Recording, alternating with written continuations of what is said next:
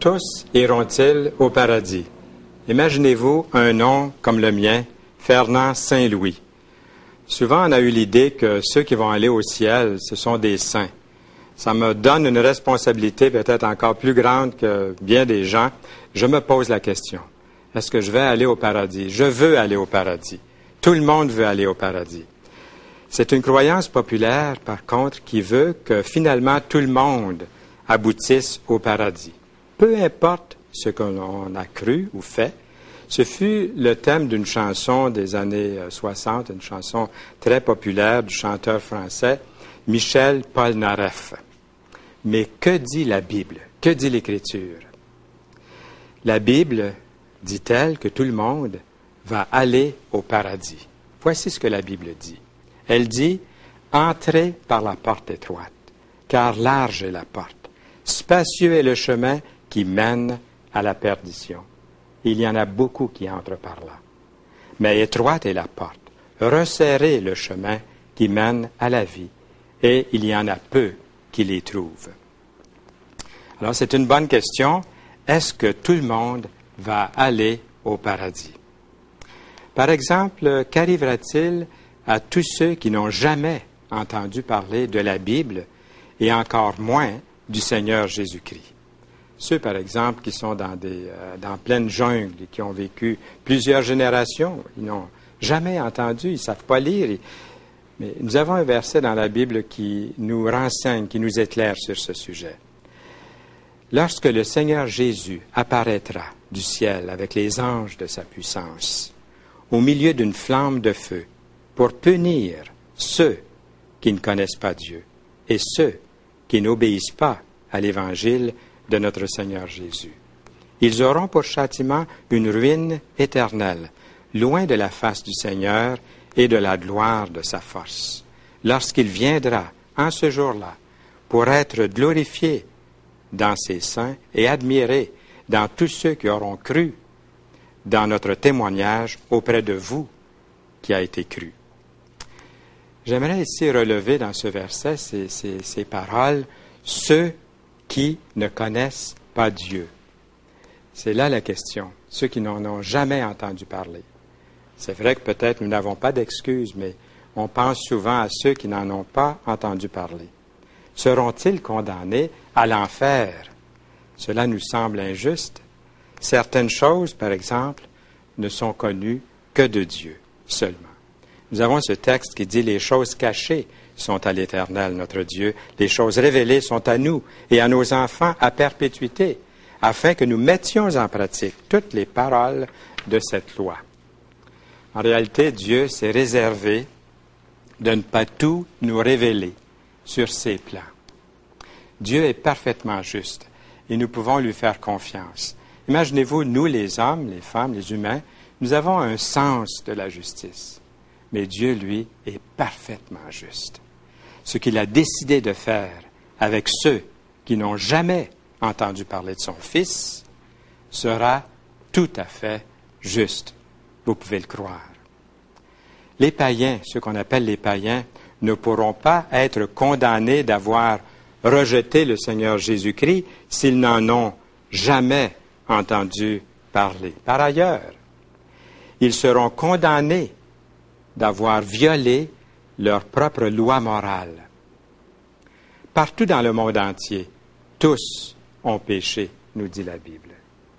Qu'ils aient entendu parler des 10 commandements de Dieu ou non. Dans Romains 2,12, nous avons une parole qui nous dit que chaque personne a un code moral, un standard moral, et qu'elle sait lorsqu'elle désobéit Dieu. Écoutez bien ce verset, vous pouvez le lire. Tous ceux qui ont péché sans la loi périront aussi sans la loi. Et tous ceux qui ont péché avec la loi seront jugés par la loi. Ce ne sont pas, en effet, ceux qui écoutent la loi qui sont justes devant Dieu, mais ce sont ceux qui la mettent en pratique qui seront justifiés. Quand les païens qui n'ont point la loi font naturellement ce que prescrit la loi, ils sont, eux, qui n'ont point la loi, une loi pour eux-mêmes. Ils montrent que l'œuvre de la loi, est écrite dans leur cœur, leur conscience en rendant témoignage, et leurs pensées s'accusant ou se défendant tour à tour.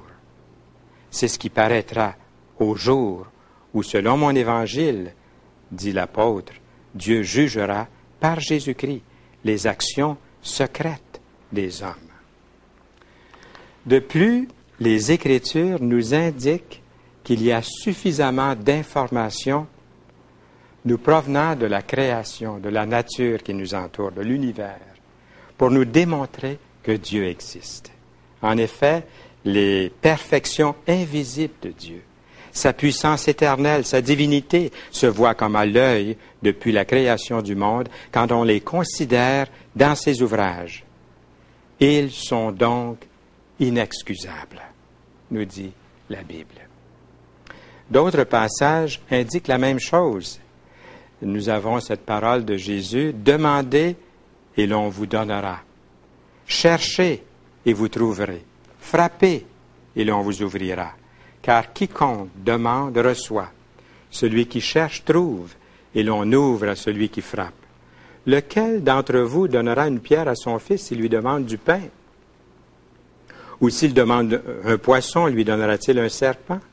Si donc, méchants comme vous l'êtes, vous savez donner de bonnes choses à vos enfants, à combien plus forte raison votre Père qui est dans les cieux donnera-t-il de bonnes choses à ceux qui les lui demandent? Et nous avons encore cet autre texte qui suit dans l'Ancien Testament. Vous me chercherez et vous me trouverez, si vous me cherchez de tout votre cœur. Le souhait de mon cœur et celui de Jean-Pierre et de François ici à l'émission aujourd'hui, c'est justement de vous voir chercher, de trouver. Si vous cherchez de tout votre cœur d'une façon sincère et sérieuse, vous allez trouver, d'après la parole de Dieu. La Bible est claire. Personne ne sera sauvé à part que par le chemin, la vérité et la vie, qui est le Seigneur Jésus-Christ. Jésus dit à l'un de ses disciples, « Je suis le chemin ». Il ne dit pas un des chemins. Il dit, je suis la vérité, pas une des routes, un des chemins. Il dit, je suis la vie. Nul, personne, nul ne vient au Père que par moi. Jésus est donc le seul chemin il est la seule personne qui peut effacer nos péchés. Il est le pont entre le pécheur et Dieu. Il est même écrit dans l'Écriture, il n'y a de salut en aucun autre. Car il n'y a sous le ciel aucun autre nom qui ait été donné parmi les hommes par lequel nous devions être sauvés. Donc, c'est clair. Et il y a cet autre texte aussi de l'apôtre Paul qui dit « Car il y a un seul Dieu et aussi un seul médiateur entre Dieu et les hommes, Jésus-Christ, homme. » Donc, il est vraiment le pont, il est vraiment ce médiateur. Nous pouvons aller à Jésus en toute confiance. Il n'y en a pas d'autre. C'est écrit dans la Bible. Il est donc primordial de présenter l'Évangile à toute la création, afin que tous entendent parler du Sauveur, le Seigneur Jésus-Christ. La Bible est claire aussi concernant le jugement. Il faut en parler. Tous iront-ils au paradis? Il y a aussi la contrepartie. La Bible est claire. Ceux qui ont entendu l'Évangile, il y a un jugement pour ceux qui ont cette responsabilité d'avoir entendu, mais est-ce qu'ils ont cru? Est-ce qu'ils ont pris une décision? Lorsqu'une personne paraîtra devant Dieu, la question n'est pas si les païens ont entendu parler du Seigneur Jésus-Christ ou non. Elle devra plutôt répondre personnellement de sa décision concernant le Seigneur Jésus-Christ. La question des païens sert souvent d'écran de fumée pour éviter la vraie question. La vraie question, que faites-vous du Seigneur Jésus-Christ, vous-même, aujourd'hui? Que faites-vous de Jésus-Christ? Est-ce que tout le monde va aller au paradis?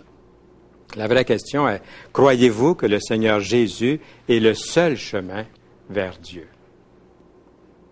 Avoir la foi est une bonne chose, seulement si cette foi est placée dans la vérité du message biblique. Je me souviens un jour, j'ai visité une personne pendant plusieurs années, puis elle est tombée malade, elle est allée à l'hôpital, on m'a fait venir. Et jamais cette personne, de toutes les visites, j'étais convaincu si elle avait vraiment pris sa décision pour Jésus-Christ. Mais j'allais la visiter quand même. Elle a été dans le coma pendant quelques heures. Je suis arrivé à l'hôpital et je me dis souvent que les gens, même dans le coma, peuvent entendre. Alors je lui ai dit, Madame, c'est Fernand Saint-Louis de l'émission La foi vivifiante.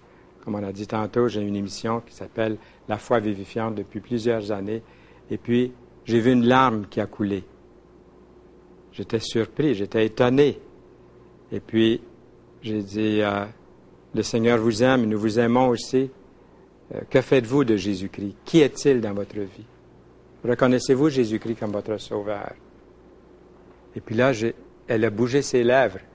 Et puis, il y avait un souffle. Puis, j'ai entendu, tout doucement, « J'ai la foi ». Et de plus en plus, elle a dit « J'ai la foi », jusqu'au moment où une infirmière est arrivée dans la chambre. Et j'ose espérer que, même au dernier moment, au dernier souffle de sa vie, elle a reconnu Jésus-Christ comme son Sauveur et Seigneur. Mais pourquoi attendre à la dernière minute? J'aimerais donner un exemple. Par exemple, l'islam. Nous en entendons parler beaucoup ces jours-ci. L'islam et le christianisme se ressemblent sur bien des points de morale et d'éthique. Mais les deux croyances sont opposées sur la question capitale. Qui est Jésus-Christ?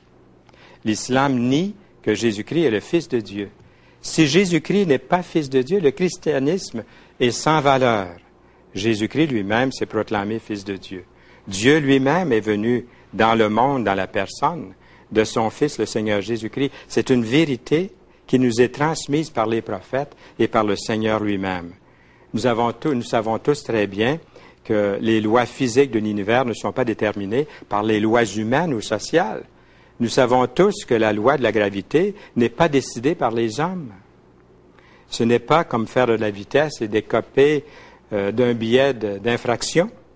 Une des lois spirituelles, comme cette loi physique de la gravité, est que Jésus est le seul chemin, voyez-vous, qui puisse nous conduire à Dieu. Vous désirez prendre ce chemin qui est Jésus et vous vous demandez comment faire. J'aimerais vous aider en cet instant à vous tourner là où vous êtes vers le Seigneur Jésus-Christ. Il est le chemin, la vérité et la vie. La première chose est d'admettre sincèrement que vous avez été indépendant de Dieu, que vous avez quelquefois brisé ses commandements, que vous avez péché contre lui. Ensuite, vous désirez venir à lui dans un geste confiant, de confiance totale, dans un geste de foi dans le Seigneur Jésus. Croyez-vous que Dieu est assez fort pour vous sauver? Jésus, qui est l'incarnation de Dieu, vous a tellement aimé. Lorsqu'il a versé son sang sur la croix, c'est comme s'il disait, « Je meurs pour toi. Je t'aime, je t'aime, je t'aime. Je suis ton substitut. Je prends ta place. Je t'aime. Veux-tu accepter ce sacrifice sanglant comme le moyen de ton salut éternel? Je suis le chemin, la vérité et la vie. Nul ne vient au Père que par moi, Jésus, qui t'aime et qui donne sa vie pour toi, qui meurt pour ton péché. La décision est la vôtre. Venez à Jésus sincèrement et sérieusement. Jésus vous dit à l'instant, selon Matthieu 11, 28, « Venez à moi, vous tous qui êtes fatigués et chargés, et je vous donnerai du repos. » Jésus se tient à la porte et il frappe. « Si quelqu'un entend ma voix, dit-il, et ouvre la porte, j'entrerai chez lui, je souperai avec lui et lui avec moi. » qui indique une relation intime avec Jésus, le Seigneur, et avec Dieu. Que le Seigneur vous bénisse abondamment.